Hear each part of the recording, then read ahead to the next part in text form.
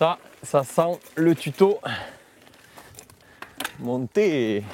Je sens que ça va envoyer des watts aujourd'hui. Ouais, juste après manger, c'est ça qui me fait le plus peur en fait moi aujourd'hui. Ah ouais. Alors? Bah alors, premier tuto monté. Ah, je croyais que tu voulais parler d'origine. Mais c'est après. Ah, je croyais que tu voulais lancer ça. Pour comme on était avec des origines en plein capot encore, qu'on les voyait plein fer, je me suis dit que. Ouais, parce qu'en plus, lancer. on les a bien mis à la verticale, qu'on les voit bien, parce que c'est grâce à eux qu'on peut vous proposer des tutos pilotage. Donc on est là avant tout pour les remercier avant de débuter ce super épisode. Voilà. Et non, mais on a attaqué pas mal de petits exos techniques. Mais Oui. c'est vrai que la montée, c'est quand même une grosse partie de tes sorties. C'est même là où tu passes le plus de temps normalement. Au moins 80%. Ouais. Et ça vient aussi qu'on fait quand même pas mal de rando, d'events, de renduro. Et on voit qu'en fait, il y a plein de petites erreurs qui sont faites. Et on a reçu aussi beaucoup de questions par rapport aux sorties qu'on fait. Tu vois, on fait des sorties plutôt longues. On fait souvent des gros ratios dénivelés, nombre de kilomètres en dénivelé, excuse-moi. Et on a beaucoup de questions de comment vous faites pour réussir à faire ça.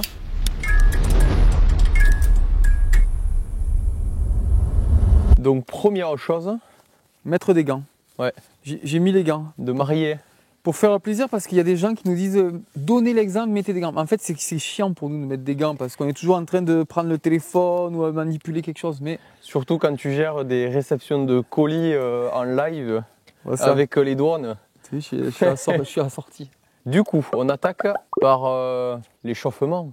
Là, pour le coup, si vraiment on veut s'attaquer aux montées qui sont derrière nous, tu peux pas faire semblant de partir à froid, sinon tu vas te faire exploser le caisson. Ouais, c'est rupteur. Bon, après, tu le vois, hein, franchement, si vous suivez, bon, ils partagent pas toujours maintenant les Strava, les pilotes pro, mais tu le vois vite, en général, avant la race, il y a au minimum 5 km, voire des fois 10, et home trainer, on le voit tous. Non, mais oui. Là, sans parler de ça, c'est qu'il faut y aller progressivement, parce qu'il y a vite, sinon tu peux vite faire sauter les cuisses, et donc tu vas pas pouvoir répéter. Donc là, tu vas tranquille, tu pédales un peu. S'il y a des montées pas trop raides, tu mets un petit peu de braquet pour faire de la force. Après, tu descends les vitesses, tu fais de la vélocité et tu fais monter un peu ton cardio, quoi. Si tu n'as pas de cardio ou de compteur, ce qui est bien, c'est sentir si tu commences à un petit peu transpirer. Je ne dis pas de tomber de l'eau, mais quand tu sens que tu transpires, normalement, c'est que tu es chaud pour que tes muscles sont prêts pour aller bosser et commencer à faire des répétitions. Moi qui parle beaucoup, je le fais, tu vois, quand tu parles et que tu peux plus parler. Tu vois ça? Ah ouais, là, c'est un autre niveau. Ouais. Mais quand tu es tout seul, c'est vrai que toi tu te parles, mais tout le monde ne fait pas ça. On est plusieurs là. Donc ça, c'est échauffement. Au niveau du matos aussi, important pour moi, bien contrôler sa transmission. Parce que là, on va travailler des montées raides. Il va falloir réussir à passer les braquets. Ça, si tu commences à avoir les braquets, la butée qui est mal réglée là, t'arraches tout. T'arraches tout. Tu peux te faire mal aussi, parce que si la vitesse elle saute, tu te mets le guidon dans la. Tu te mets le. Il y a les douanes qui viennent envoyer un mail. Tu l'as entendu là? Ouais. Ils font chier UPS. Et tu peux te taper le genou sur la potence. En plus aujourd'hui on est en mode XC, on n'a même pas mis de genouillère. Donc ça, vraiment, faites attention à la transmission. Donc lubrification et réglage. Ouais, c'est sûr que ça marche. Et là pour le coup, on va encore refaire du positionnement produit. Ouais. Mais il va falloir jouer avec les pressions. Du coup, j'ai pris notre. Ouais, là on va pouvoir jouer parce que l'idée c'est vraiment de travailler les montées. On va pas jouer en descente. Donc c'est de descendre excessivement les pressions pour nous aider à trouver la motricité, surtout quand on va partir sur les choses techniques. Et voilà. Tant qu'on parle de pression, on a fait une vidéo avec Schwalbe sur le radial il n'y a pas très longtemps, il y a eu des bons retours d'ailleurs. Oui. Il y a eu plein de retours. Et pour toutes les personnes qui ont du mal à sentir leur pneu, à quoi sert un pneu et la déformation d'un pneu, cet exercice, je pense que c'est la meilleure des choses à faire. Ah oui, puis là avec les profils de produits que l'on a, c'est-à-dire des gros ballons avec pas beaucoup de crampons et des gommes dures pour le rendement, la seule façon d'avoir de la motricité, c'est baisser la pression. Et en montée, surtout sur celle-là, il n'y a pas trop de risques. Ouais, voilà. Même l'autre à côté. C'est juste qu'après en descente, fais pas le fou, quoi. Si on a mis 900 grammes, commence pas à faire des bunny up, quoi. Bah voilà, ça c'est les prérequis et puis maintenant on va pouvoir passer aux fondamentaux.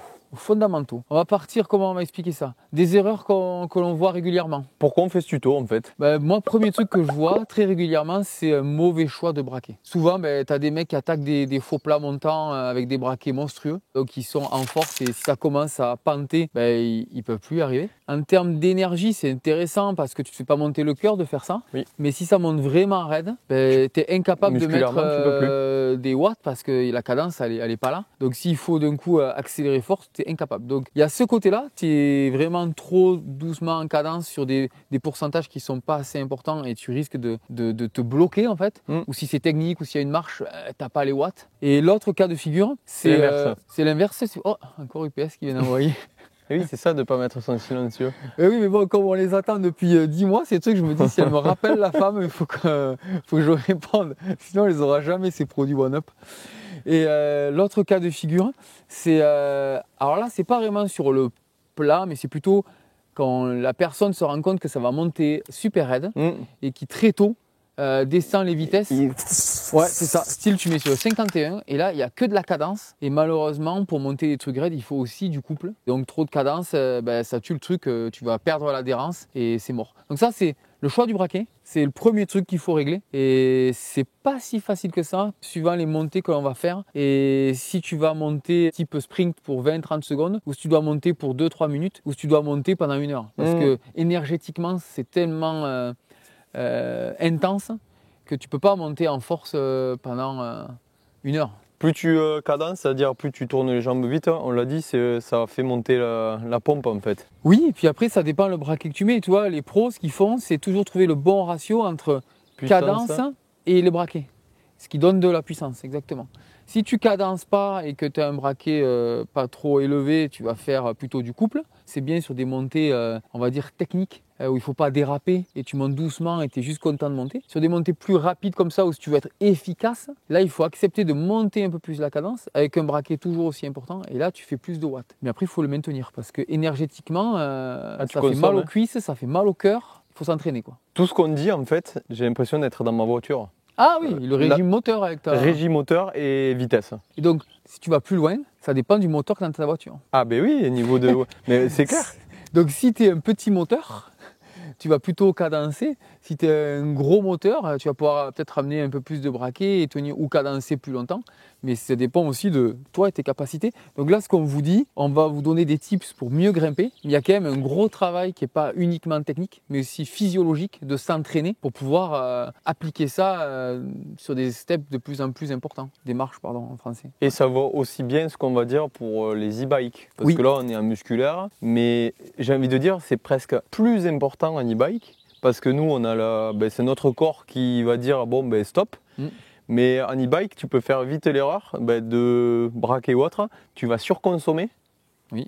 Ou tu vas déraper de suite. Bon, ça, tu le verras. Tu n'étais pas monté. Non, mais c'est la même. Au final, c'est la même chose. C'est juste qu'après, tu dois appréhender le moteur en plus de ton cardio. Donc le braquet, ça c'est très souvent la première chose. C'est très visuel en fait. Tu le vois à la cadence de pédalage. L'autre point important qu'on constate nous, c'est la position. La position du gars qui grimpe.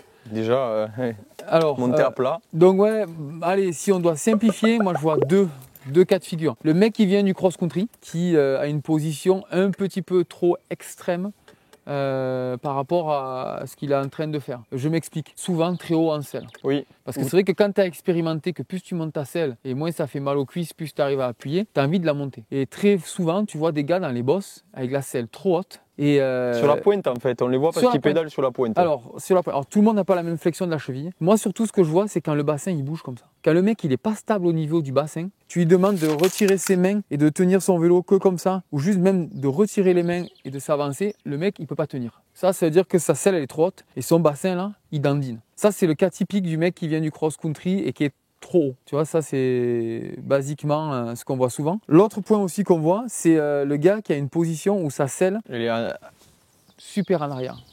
Voilà. Donc ça, super en arrière, c'est vrai que pour les fémurs, c'est-à-dire chacun a des fémurs, tu vois, tous les deux on fait la même taille, on n'a pas la même longueur de fémur. Donc ça, il y a un ajustement qui se fait par rapport à ton ergonomie. Il n'y a pas mais que c'est le aussi fémur par qui est rapport différent en longueur. J'ai rien dit moi. Ouais.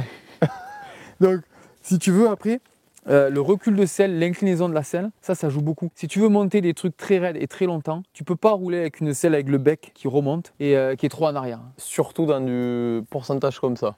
Allez, on va dire que passer 20%, c'est compliqué. Alors si, 20% si tu passes sur des murs comme en Coupe du Monde où c'est sur 200-300 mètres que tu peux tenir au sprint, aucun souci.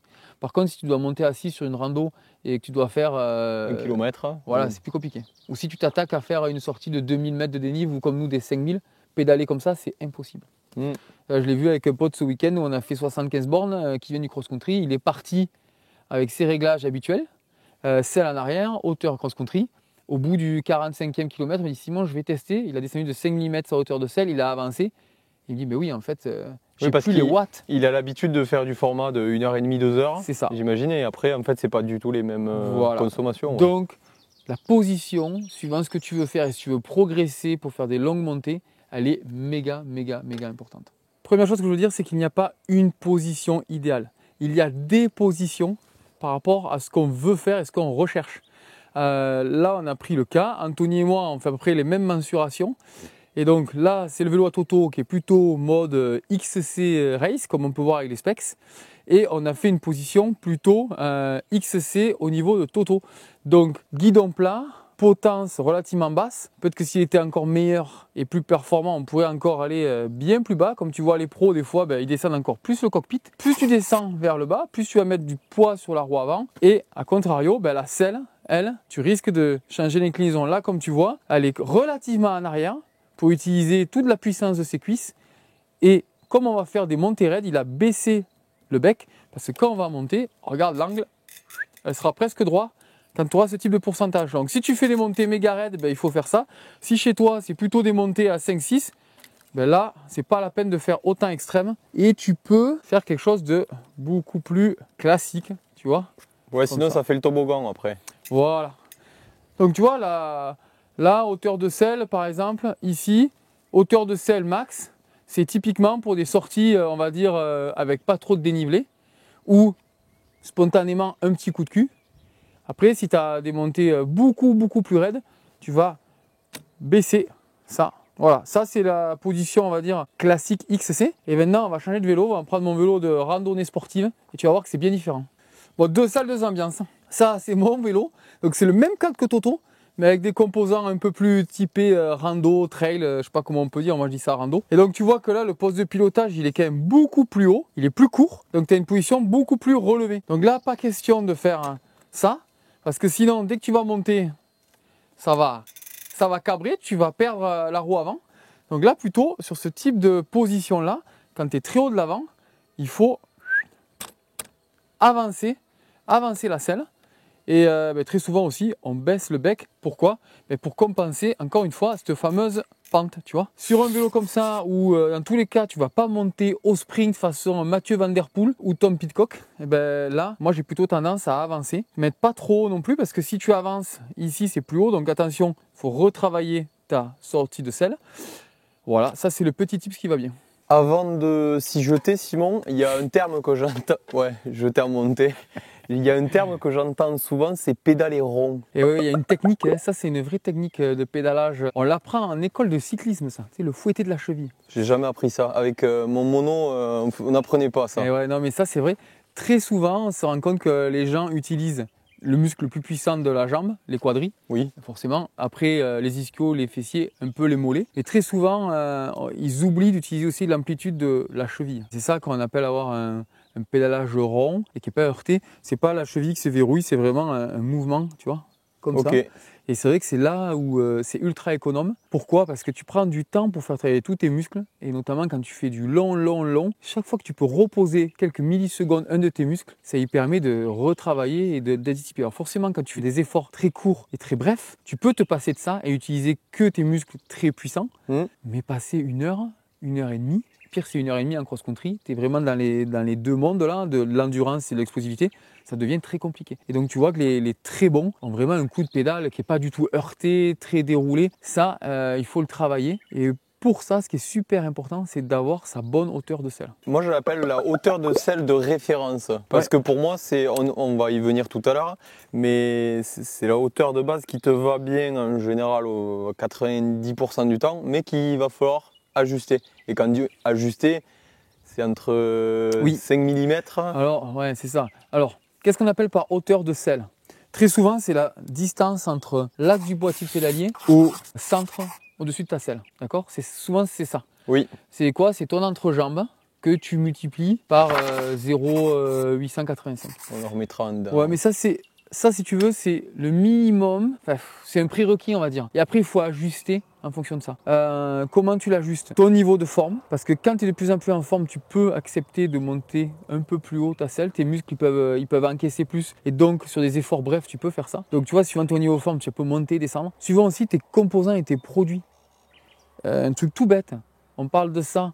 Toi, je sais que c'est 72. Oui. Mais si on met des manivelles à 175, ou si je mets des manivelles à 150, 155, il y a 20 mm, tu peux pas mettre la même hauteur. Oui, parce que là, comme tu l'as dit, la hauteur des manivelles ne sont pas comptabilisées dans notre calcul. L'autre point, si tu es en pédale auto type cross-country ou en pédale plate, pédale de cross-country, tu es vachement en avant de ton pied. Donc forcément, tu as une amplitude qui est plus importante qui peut te permettre de monter ta selle un peu plus. Pédale plate, tu es beaucoup plus centré, donc forcément, tu vas être un peu plus bas.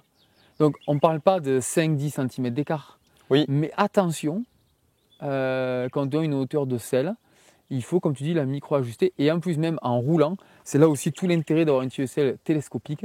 C'est nous, ça nous arrive très souvent sur des longues sorties. Plus tu fatigues, plus ton muscle il s'affaisse et tu descends petit à petit. Et alors, si c'est technique, je crois qu'on va l'aborder tout à l'heure, ça, de toute façon. Voilà. Ça, c'est des choses qu'on parle très rarement et qui sont méga importantes. Longueur des manivelles. Ouf. Si je mets du long. Ouais, mais si je. Longueur de manivelle. Plus elles sont longues, plus je mets de puissance, c'est ça, et plus c'est court, plus c'est dur. Non, c'est pas, non. C'est pas aussi simple que ça. Mais non, c'est pas aussi simple que ça. Bon, on fera un épisode dédié là-dessus. Okay. Parce que les watts, c'est la force fois la cadence. D'accord. Bon. Si tu as des petites manivelles, tu cadences. Si tu as des grandes manivelles, tu cadences moins. Bah écoute, on fera un truc complet sur les longueurs de manivelles. On attaque le pédalage parce qu'on n'a pas attaqué encore. J'ai mis les pédales plates pour faire voir que des trucs comme ça, c'est pas parce que tu es en plate que tu peux pas le monter. Encore une fois, pour s'entraîner, c'est bien mieux d'avoir des pédales plates. Parce que tu vas sentir le grip. Pour s'entraîner, pour progresser, notamment tout ce qui est montée technique, c'est beaucoup mieux en plate. C'est plus dur, mais c'est mieux pour apprendre. Exactement. On est parti ? Go. Parce que ça fait déjà 2 heures qu'on parle. Ah ouais, c'est clair. On a choisi une montée relativement lisse. Pour chez moi, c'est lisse, ça. Ah oui, mais j'ai pas dit le contraire. Moi. Non, mais j'explique. Nous, on n'a pas de montée en sable. Par contre, elle a un peu de pente. Au début, on dépasse rapidement les 10. Et là-bas, au milieu, on est plutôt à 20%. D'accord ? Donc, allez, on part. Là, ici, c'est 5, 6. Et on va monter 10 jusqu'à 20. Et après, ça revient un peu plat. Deux façons de travailler. Toi, tu as le vélo de XC. Tu vas me le monter façon crosseur qui veut mettre les watts pour monter le plus vite possible là-haut. Et moi, plutôt rando. Ce que je veux, c'est monter là tranquille pour pouvoir continuer tranquillement ma sortie parce que je crois que j'ai prévu des kilomètres et m'amuser dans la descente qui suit. Donc avoir encore du jus en haut. Voilà, donc là, plutôt monter tranquille, au couple, économe, ne pas perdre l'adhérence. Toi, c'est d'être efficace, rapide et il va falloir aller sur l'énergie. Et être fumé en 1h20. Ouais, 1h20, ouais, c'est pas mal. Pour moi, c'est long. Hein. T'as quel âge ? 33. Ah, 33, c'est plus court que ça. Master, c'est plutôt 1 heure. Ah, bah, déjà, 1 heure. C'est pire, 1 heure. Il faut aller encore plus fort. Ouais, c'est ça le problème. Premier exo, la montée cool. Tu choisis le bon braquet. Essaie de le passer avant que ça grimpe fort pour éviter d'endommager ta transmission. Si ce n'est pas le cas, tu vas essayer de passer ton braquet quand c'est un petit peu plus plat. Tu vois là, c'est un travail avec des courbes. Donc quand il y a la courbe, ben forcément il y a un petit bout de plat. Au pire là, tu relâches un peu la puissance que tu mets sur les pédales et tu passes ton rapport. Ok ? Allez, là on y va tranquillement. Le but c'est d'arriver là-haut le moins fatigué possible.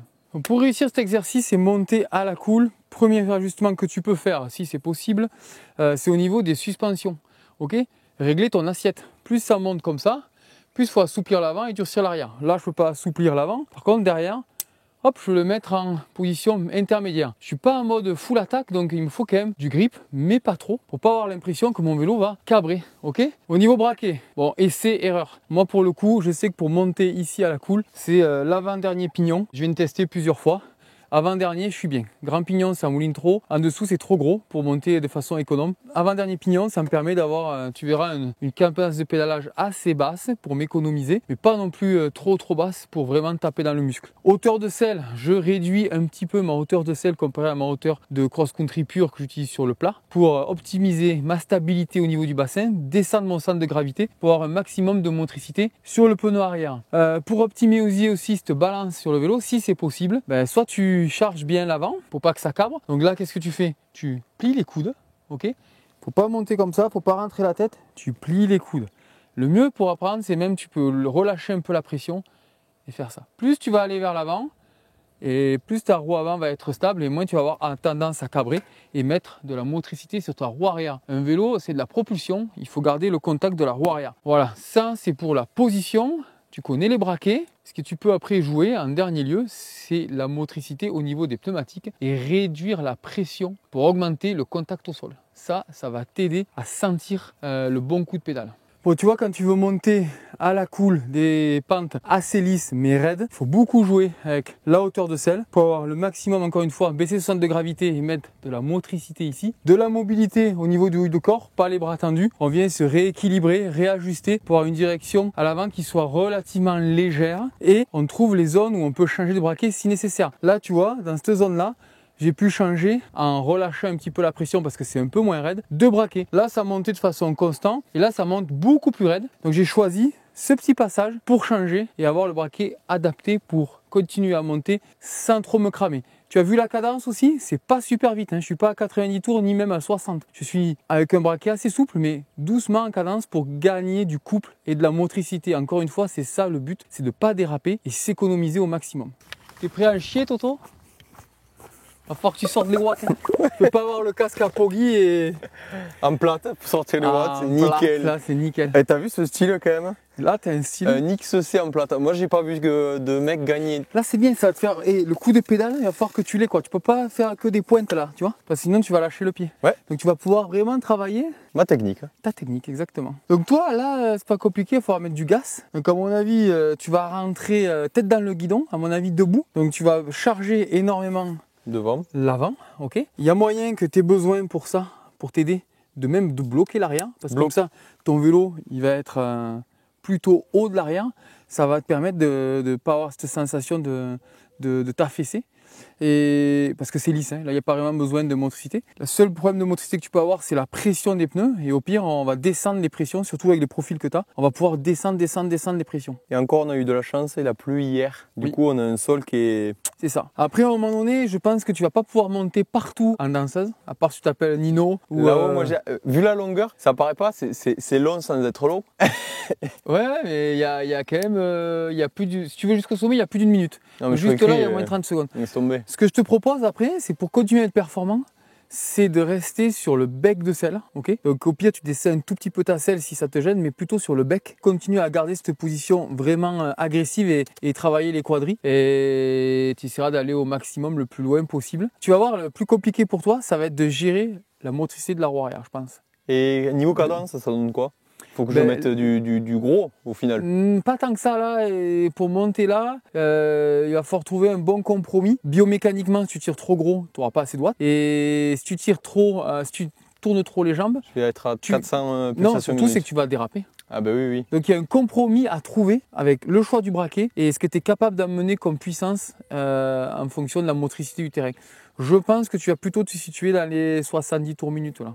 Ok. Si tu étais bon sur le plat en route, il monte à 90, 100, mais là quand même il y a une motricité à avoir. Tu le vois, les VTTistes, ils tournent vite les jambes, mais pas non plus extrêmement vite comparé à la route, quoi. Et ça, c'est super intéressant. C'est pour ça qu'il y a des reconnaissances aussi sur le cross-country. En fait, c'est de savoir exactement sur les braquets qu'il faut monter en fait sur chaque position de la piste. Oui, puis là, si on est vraiment en boulette pointilleux, bon, vu que tu attaques avec tes pédales plates, qu'on est sur du débutant, il faudrait même un capteur de puissance et de cadence pour t'aider à choisir le bon braquet et la bonne façon de grimper. Mais bon. Est-ce qu'il faut faire ça? Dites-nous tout ça en commentaire. Va t'entraîner. Il arrive tranchant. En danseuse, on t'a dit. Voilà. Allez, mets les watts, charge l'avant dans les puits. Monte les vitesses un peu là, tu commences à t'épuiser là. Allez, go. Oui. Allez. Ça part devant. Bon, allez, remonte les braquets. Un peu gros en braquet là. Ah, c'est mieux ça. Allez, là ça va plus vite. Voilà, allez. Là tu dois piloter. Ah oui, c'est mieux ça. Très bien ça. En tout cas, tu fais rire le monde sur Instagram. Hein. Allez, t'es solide toi. Allez, Toto, mets-en, allez. Allez, tu crois que Maroc il va rigoler? Vas-y, mets. Et trop gros. Faut que tu tombes dedans. Je suis cuit. Bon alors c'est sprint. Je suis mort et c'est, tu vois, premier j'ai dit, franchement ça va. Deuxième, ça va. Troisième, ça va à moitié. Et après, quand t'as pris la caméra pour, j'étais une chèvre. Mort. Alors, si tu veux, on fait ça maintenant et après on reviendra sur le travail technique qu'il y a à faire avec une position XC pour monter comme ça. Mais ce qu'on peut dire comme travail qu'il y a à faire, c'est aussi un travail d'entraînement physiologique. Ah mais c'est clair. Ok. Donc pour le sprint, il n'y a pas photo. Il faut manger des répétitions, il faut que tu habitues. Tu vois, ton corps à monter dans les pulses, à supporter l'acide lactique dans tes cuisses. Et là, malheureusement, pas besoin forcément de monter des trucs techniques, hein, mais il faut répéter. Du fractionné. Pour ma partie à moi, où c'est plutôt du long, ben là, pareil, il y a aussi un travail physiologique à faire. Plus de de trouver musculature ce aussi. pédalage économe, tu vois, et petit à petit augmenter les longueurs et les durées et ne pas trop monter en intensité. Parce que sinon tu vas faire du lactique et tu vas dire oh, moi à partir de 1500 de dénivelé aussi je peux plus le faire parce que tu es un peu trop vite. Donc là pareil, il y a aussi un beau travail à faire de travail foncier. C'est pas le même boulot. Si ça vous intéresse, on fera ça. C'est pas du tuto pilotage, mais ça c'est la base pour progresser. Après si on revient sur le plan purement technique, ce qui est intéressant c'est que tu as vu, il faut aller chercher la motricité. À un moment donné là, ce qui pêche, même quand tu veux aller vite, c'est la roue avant qui part, la roue arrière. Impressionnant. C'est impressionnant. Hein. Bon, donc, la première chose qui m'a... J'ai jamais trop fait ça, moi. De faire des... Non, j'ai jamais l'habitude de faire des sprints à monter, moi. Je suis pas un crosseur au final. Et d'une chose, avec ces vélos-là, c'est du kiff. En fait, tu te dis, putain, en fait, je comprends pourquoi ils kiffent faire ça, parce que c'est une vraie sensation de vitesse. Où t'es gêné, ben, c'est de tenir le grip sur la roue avant. Oui. J'avais presque l'impression, tu sais, de exagérer ma position. Pourquoi ils mettent des potences encore plus basses. Ah, complet. Et là, tu vois, en fait, on le voit, tu te battais à garder surtout la motricité sur la roue avant. Tu perdais l'avant. Et ça... Je suis tombé 2 fois, là, au même virage.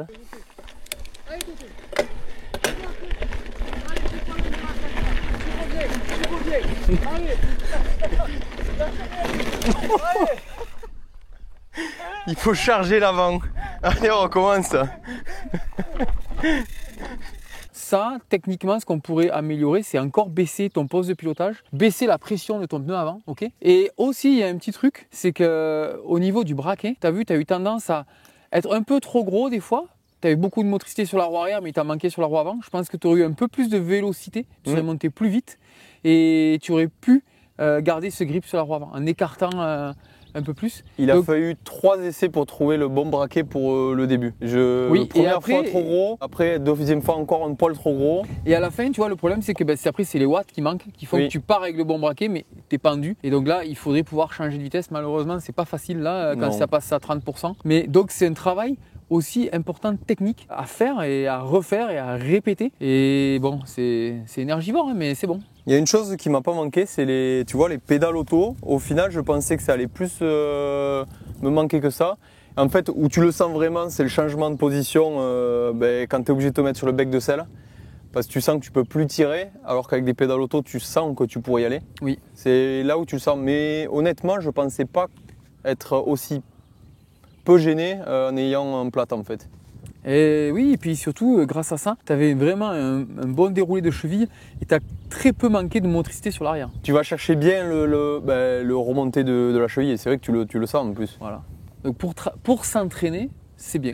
Après, si tu veux vraiment en mode compétition pour performer, forcément, tu passeras en auto. Ouais, puis après, comme tu le dis, il faut passer du temps à s'entraîner, à passer ses rapports parce que là, on est sur une vraie montée de Coupe du Monde au final. Parce qu'en fait, tu te dis, mais je les passe où les rapports? Où j'ai du mal, moi, c'est je suis en braquet trop gros, ça monte un peu plus, et je sais pas où passer et baisser ma vitesse sans tout arracher en fait.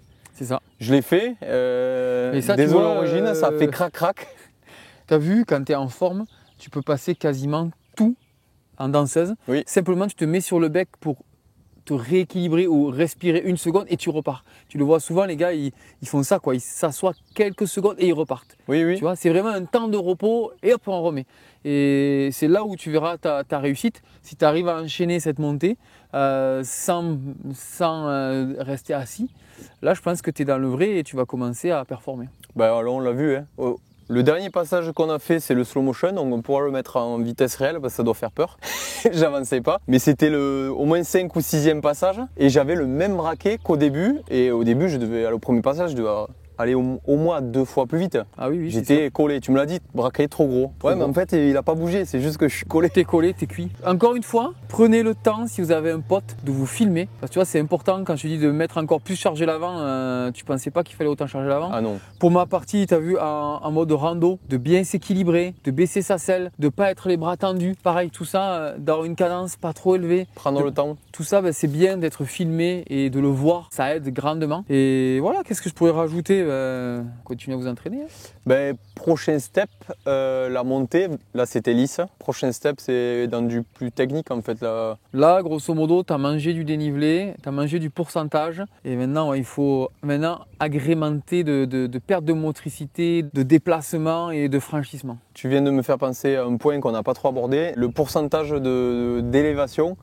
Est-ce qu'il y a quelque chose à faire plus ou moins quand c'est du plat, je sais pas, 7%, en mode rando, parce qu'en XC, tu l'apprends tout seul, à du 25%, 30%? Alors en mode rando, tu as vu comme ça se passe, hein, il faut être patient. Donc quand c'est 6, que c'est pas trop dur, tant pis, t'en gardes un peu, parce qu'après tu sais que ça va passer à 25, là on est passé à 30. Quand ça passe à 30, qu'est-ce qu'on fait? On descend un petit peu la selle, ok? On se regroupe vers l'avant et on essaie de doucement garder de la motricité, de bien baisser la cheville et de passer tout au couple. C'est pas la peine là d'avoir 70, 80, 90 tours minute, tranquille, on essaie d'avoir un pédalage économe, ça c'est la clé. Ouais, parce que sinon après tu fais le rupteur et en fait tu poses pied à terre mort. parce que t'es mort. T'es cuit. Et mine de rien, tous ces petits mouvements où tu descends la selle, tu descends tes coudes, ça évite de trop mettre en tension tes fessiers, tous les muscles de la chaîne musculaire qui permet de la traction et de les économiser. Alors oui, ça n'économise pas 20 secondes, tu t'arrêtes pas. Mais ces petits micro-ralentissements font que ton muscle il s'use moins et il va tenir plus longtemps. Et plus tu vas faire du long, plus tu vas le sentir. C'est une affaire de détail. Je ne suis pas magicien, c'est que du détail et de l'optimisation. Bah nickel. Je pense qu'il n'y a pas plus à dire. Il y a une chose à dire au final, moi, que je trouve, c'est qu'on pense souvent technique et tuto-pilotage à la montée et non, à la descente plutôt. à la descente. Et quand tu le fais, tu te rends compte vite que c'est tout aussi technique à la montée.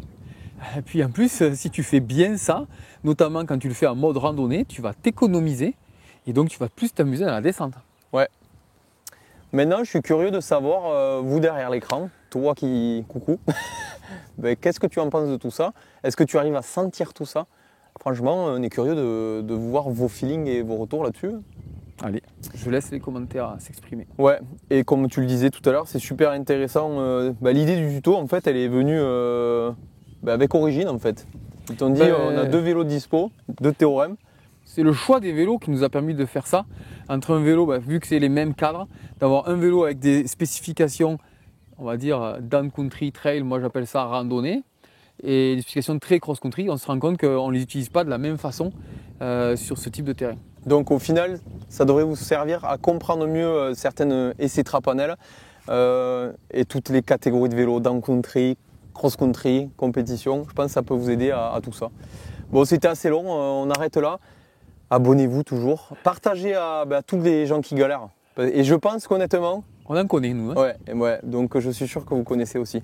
Puis à plus pour de nouvelles vidéos et pour un petit café. Allez. Ciao, ciao. Merci de nous avoir suivis.